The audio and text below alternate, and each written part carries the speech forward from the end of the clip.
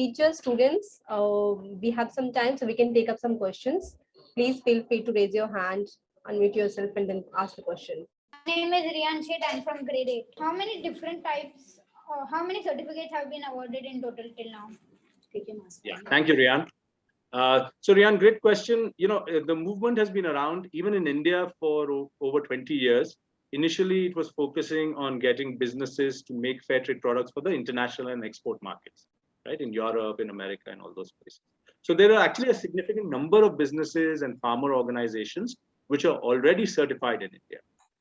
We are working with close to 104 farmer organizations, which is covering more than 1.2 lakh farmers and agricultural workers. A big chunk of that, those certified producers' produce is going to international markets. But increasingly, we are seeing brands and businesses in India. So there are about 20 brands in India which are creating fair trade labeled products across our spectrum of different raw materials. And if I was to talk about businesses from large MNCs to MSMEs in India, that number would be somewhere close to 300 to 400 businesses. So that's just for India that I'm talking. How many different types of certificates does you award others? Yeah. So Riyan, again, for us, certification is a tool. Okay, fair trade is not only about certification. I hope that point came out. We call ourselves a movement because we are working with businesses, yes, and farmers, yes. They are at the center of what we do. But we are also working with education institutions. We're working with hospitality, hotels, and other such sectors like Novotel. And so we have a network of organizations, education institutions, and businesses and farmers organizations that we're working with. At the heart of it, the core certification for the production systems, we have for the farm levels, we have different systems for smallholder farmers or even in estates where we're looking at it in the context of workers' rights in tea estates, for instance, or in a football factory. So that those are our high labor standards. But typically with the smallholder farmers, which is more than 80% of our work, we have what we call the small producer organization certification. We also have a contract production certification. We have hired labor certification, and then we have manufacturing certification, which I call trader certification. These are the different types of certifications. I hope that answers your question. My name is Arush Bansal. Arush, yeah, hi Arush. My name is Arush. And my question is, how big is the fair trade team? How big is the fair trade team? So, in India, we are organized in different teams, actually. If you were to look at the net, as I told you, we're a network organization, right? So there are different organizations that come into doing the work of the fair trade system. The Fairtrade India team is only looking at the India market linkages and awareness building activities. Okay, so the business connections with the farmers, with businesses in India, awareness and education work that we're doing with schools, with universities. We do campaigns. We also reach out to media and so on and so forth, right? So that is the Fairtrade India team of the CSM organization. And that right now is 9 people. And then we also have a separate team of about 8 or 9 people who are doing farmers capacity building and training work that I was telling you about earlier. And then a separate team which does audit and certification, which is again another massive team, which is the FlowCert team. So there are 3 different teams doing different parts of the work for fair trade system in India. My name is Jia, and my question is, how does your company make money? Yeah, Jia, great question. Our objective is not to make money. As I was trying to share with you, we are organized as a not-for-profit organization. The purpose of profit or making money, is a for-profit or a private initiative. Our purpose is to raise awareness, to promote a mission. We're a mission-driven organization, as we like to call it, right? Our mission is to promote sustainable practices in farms, in food and fashion value chains. So there are 2 sources through which income comes into for our work. One is through grants. So we approach governments, we approach CSR funding for grant funding for like any NGO work that happens in the country. The second is when you see a fair trade label, there is a fee that the businesses pay when you buy it. When consumers buy it, there is something called the fair trade mark licensing fee. that fee goes to different organizations to cover the cost of programs with the farmers, to even cover some of our costs for awareness raising and all of that. But currently, majority, I would say more than 95% of our work is funded through grants. And we are hoping in other countries in Europe, it's more from the fee income, but they are also still needing grants to cover the expenses. So our objective is mission oriented, not profit oriented. Thank you. My name is Jay Gora, and my question is that how do you know after you give the certificate to a specific company, this is the same? This is the same before you give the certificate.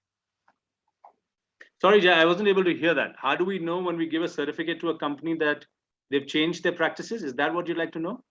Yes, sir. Okay, they're the same. That's a great question, Jay. See, Jay, people come into the fair trade system for different motivations, as we say, right? When people go to school, for instance, not everybody wants to become the same thing, or grow up and become the same person, right? You are driven by different ideas of what you want to be. Similarly, for businesses, when they come to the fair trade system, they come with different motivation, but the motivation is actually the most important part, right? Some come because they think, hey, this is good. When I join this system, I can tell my international clients that I'm doing something good with the fair trade system and standard. You know, some say, hey, some founders in India that we are working with right now at the really start, they say, hey, I believe that my business needs to be ethical. It should be as per what I believe.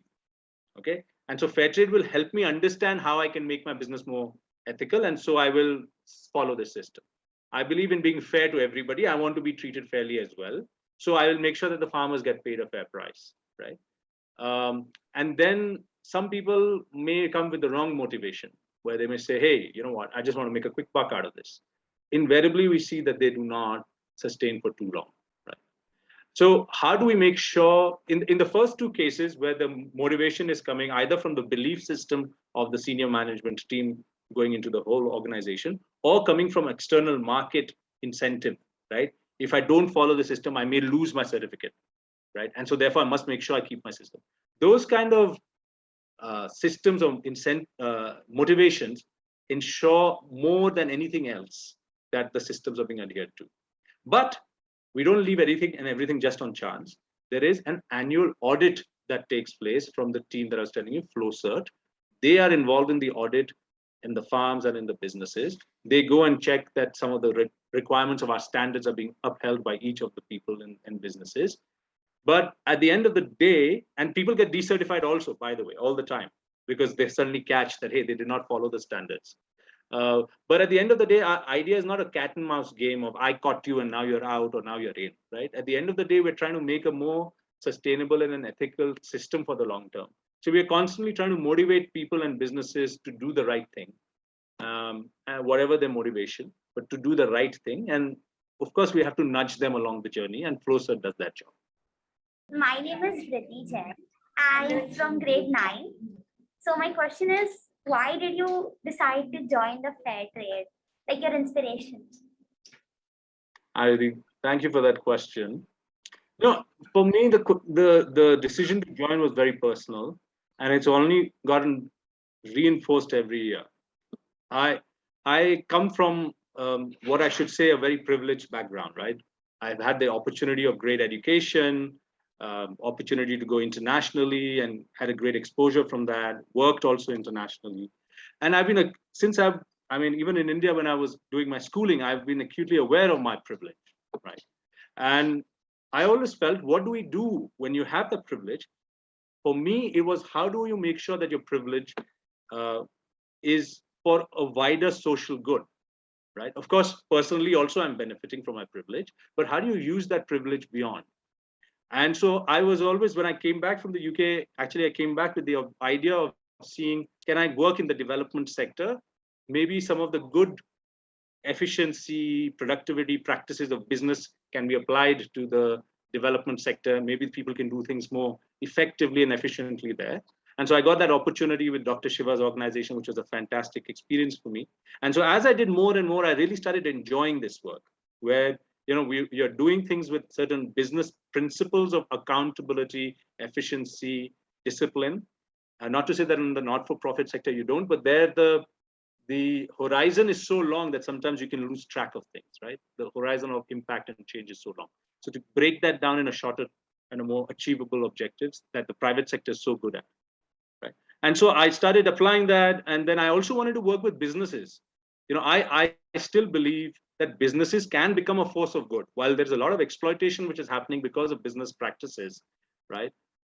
I still believe that in the world, businesses can be motivated by people like shareholders, by people like consumers to do good work, which is good for the environment, which is good for the people, vulnerable communities. And increasingly, we are seeing businesses are embracing it, not at the same intensity, not with the same zeal, but businesses even in India embracing it, right? So I wanted to bring that, and Fairtrade was a great place through which I could stay in touch. I do a lot of work with businesses, talking to them about sustainability, and do a lot of development-oriented work where I'm connected to the farming community and also what's happening to the environment. So for me, this was a sweet spot. This was the kind of a work that I always wanted to do.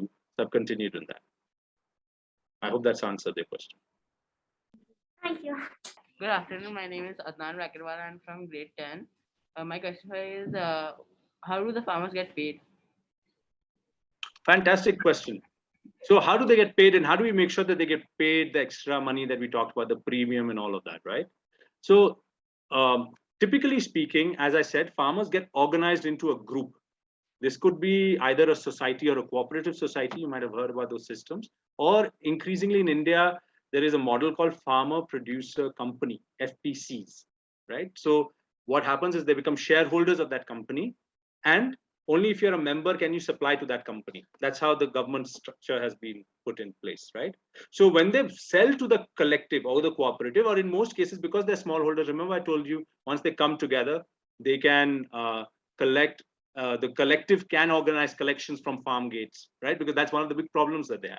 So at that time, then there are various systems through which the collectives keep track of who has sold how much produce. They have diaries, they have apps, different ways in which people keep a track of how much they produce. And then when the collective sells it on fair trade terms, unfortunately, not everything gets sold on fair trade terms, right? Even in India, not everything that the group buys gets sold with a better price. Unfortunately, we need more consumers to wake up and ask for that, for these better prices to be paid back. But when they do make that sale on fair trade terms, they record it, and then on a pro rata basis in most organizations, or from where the raw material has come, they keep track of it through this traceability mechanism, which I was telling you about. So they can then say, okay, we bought from all our members maybe 300 kilos of coffee, right? But we've only been able to sell 100 kilos as fair trade. So for pro rata, 1/3 of everybody's coffee, we'll give them the fair trade price and premium. And the premium anyway is not given back. It's a collective amount that they collectively use, right? So we'll all decide on that. So it's a pro rata basis on which that is done. All of that is again checked. We don't just leave it like that. All of that is also checked so that there is a clear, transparent mechanism.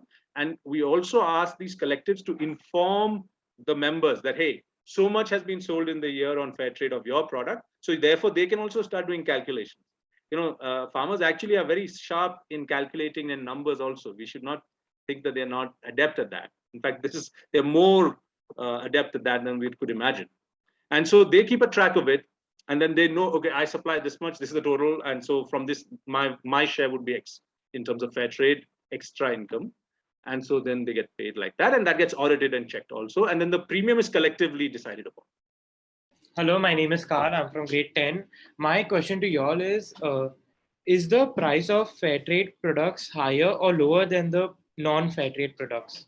Great question, Carl. You're now thinking of market mechanisms, right? And ultimately that's what we want to change, right? We want to make alternative market mechanisms which are fairer.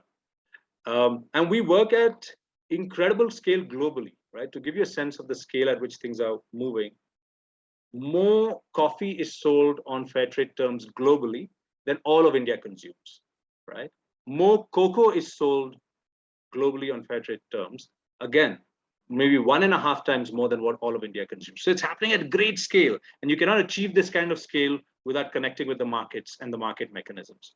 So fair trade minimum price actually is, I don't know if you've heard of government interventions like MSP, minimum support price. Have you heard of that, Carl? Have you heard of MSP? Maybe not. Okay. basically what happens is you decide on a price which is based on a calculation of what are the inputs going into cultivating that raw material, right? So if you say cotton, right, what are the chemical inputs, what are the seed inputs, how much water inputs, whatever, all the different costs plus the cost of labor for farm and all of that. Yeah, so you come to a price understanding based on that. Okay, so that becomes then your our fair trade minimum price is determined on that basis. Now, if the market price is below this, this is what is called then a floor price, like the MSP as well. If the market price is below this cost of sustainable production, then the farmers will get the fair trade minimum price, right? But if the market price is above it, then the farmers will get paid the market price. It's a very simple mechanism of providing a safety net, or what is called a floor price, so that it provides farmers know then, hey, whatever happens, even if the market crashes tomorrow, I will not get less than this. So that helps them planning and thinking about their future, right? More systematically. Otherwise, you should look at the internet. It is filled with short videos where farmers have sold pomegranate for as little as 1 or 2 rupees.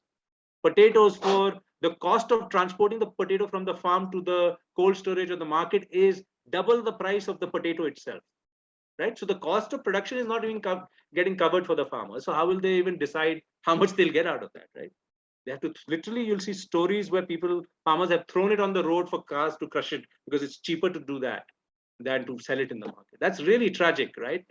I don't think in any profession you made to work hard and then at the end of the day, it's like you toss a coin to decide how much price you're going to get or what salary you're going to get paid. No other profession has that. Most of us say that, oh, you should be paid X.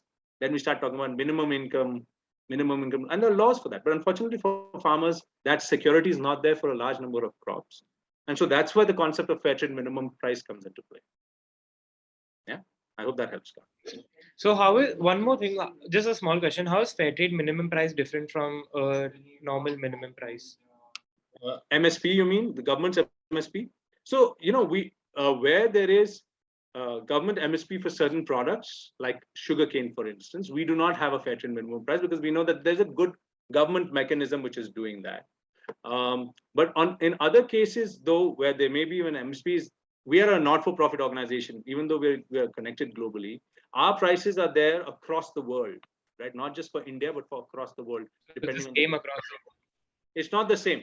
So you can imagine we have to calculate for different. So we don't revise it every year. We don't have the resources to revise it every year. For the main products where we have a big market, where we have the resources, we are able to revise it maybe every 2 to 3 years, right? But otherwise, it's a 5-year, maybe even a 10-year cycle, which is when by that time inflation has happened for some of the smaller product categories that we are working in, right? But that's where it is. Government has in India, government is quite evolved. It has a good MSP framework, and it's a lot of discussion that gets there. So you'll see that the fair trade framework is also similar, multi-stakeholder. Thank you, sir. My name is Rishit from grade 6. And my question is, how do we become a member of fair trade? Or if we have started a business, how do we communicate with fair trade? Fantastic question. So if you're a business, so students, to become fair trade followers, supporters, champions, ambassadors, you need to do nothing but ask and start pushing people to demand fair trade, to get fair trade introduced into their shops, into their products, and of course in your choices as well, right? As soon as you make a more informed choice and start choosing fair trade, you're already a part of the movement, right? But when we talk about, let's say, businesses, when they want to then say, hey, I want to support fair trade, or I want to involve and include fair trade in my business sourcing, then first and foremost, we help them, we connect them to the farmer groups or to the other businesses from where they buy the raw material to see if they're able to get the quality and the other commercial aspects settled. Then they have to get certified by FlowCert to say that they are following the systems and standards. And then if they want to start communicating about fair trade on their end products, they put the fair trade logo or the label on their products. And so then that becomes, for that also, there is a licensing process through which they then are able to then start communicating. We, of course, I mean, you're seeing team members here. We are constantly raising awareness about which businesses, like I gave you some case studies today of, Indian Terrain, the others like No Nasties in fashion. So we keep informing. We also have it on our website so that consumers can choose fair trade businesses. Good afternoon, everyone. I'm Kanshi Shah from grade 10, and I am here to propose the vote of thanks. It was a very insightful session. Thank you, sir, for taking the time to interact with us. We will surely make better informed choices from now on. Thank you once again for your presence. Have a good day ahead. Thank you so much, Kanchi. Really appreciate this opportunity to be with you all and to share a little more about Fairtrade and how all of you are joining and becoming the champions for Fairtrade in the coming days. So thank you for your participation. And appreciate this opportunity from the school for us to share this session. Thank you so much. And let's hope we have many more sessions like this. Yeah. Thank you. Thank you. Thank Bye, you so everyone. much, teacher.